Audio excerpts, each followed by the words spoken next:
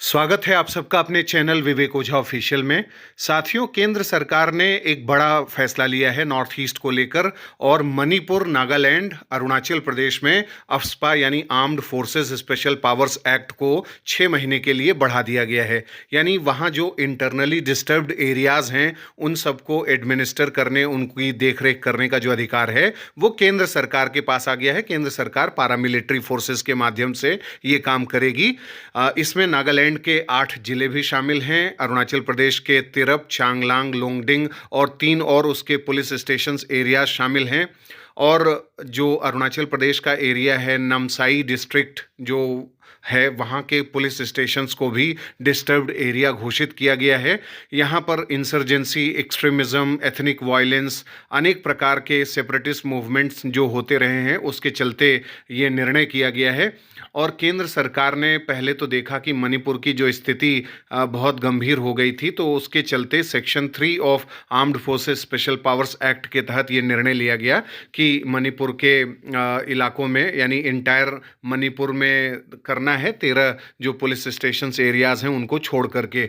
Armed forces special powers act जो है एक बहुत ही महत्वपूर्ण कानून है जो 1958 में भारत की संसद में पारित किया गया था। और इसमें यह अधिकार दिया गया है पारामिलिट्री फोर्सेस को केंद्र सरकार के द्वारा कि अगर उन्हें लगता है कि कोई उपद्रवी या विप्लवकारी बहुत ही खतरनाक आंतरिक सुरक्षा के लिए हो गया है तो शूट एट साइट किया जा सकता है। और इसके साथ अगर कोई भी ऐसा एरिया है जहां पर आर्म्स डंप किया गया हो या फोर्टिफाइड पोजीशन, घेराबंदी, किलेबंदी करके सामान रखा गया हो, छुपे हुए हों उपद्रवी विप्लवकारी, तो ऐसे प्रेमाइसेस को नष्ट किया जा सकता है। इन्हें अरेस्ट किया जा सकता है विदाउट वारंट के, बिना वारंट जारी किए गिरफ्तारी की जा सकती है। और इसके साथ साथ कोई भी एरिया में जाकर के सर्च ऑपरेशन किया जा सकता है बिना किसी वारंट के, किसी भी प्रेमाइजेस पे जाकर के किया जा सकता है। और ये जो विशेष अधिकार दिए गए हैं, इन्हीं विशेष अधिकारों के माध्यम से नॉर्थ ईस्ट में शांति, सुरक्षा और स्थायित्व बनाने की कोशिशें की गई हैं। केंद्र सरकार को अधिकार दिया गया है इस एक्ट के तहत। इसके अलावा गवर्नर ऑफ द स्टेट को अधिकार दिया गया है और किसी यूटी के एडमिनिस्ट्रेटर को भी अधिकार दिया गया है कि वो armed forces special powers act 1958 के तहत जो है किसी एरिया को डिस्टर्ब्ड एरिया घोषित कर दे।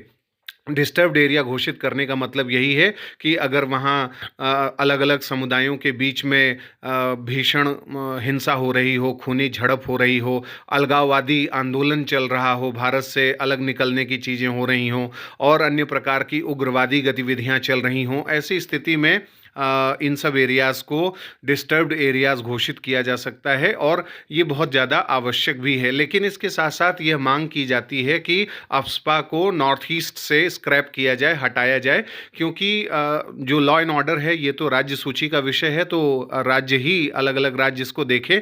लेकिन केंद्र सरकार के ऊपर ये ड्यूटी है अनुच्छेद 355 के तहत कि वो स्टेट को प्रोटेक्ट करे। अगर स्टेट अपनी चीज़ों को नहीं संभाल पा रहा है, लॉ एंड ऑर्डर को नहीं संभाल पा रहा है, तो ऐसी स्थिति में पारामिलिट्री फोर्सेस के माध्यम से केंद्र सरकार को काम तो करना ही होता है।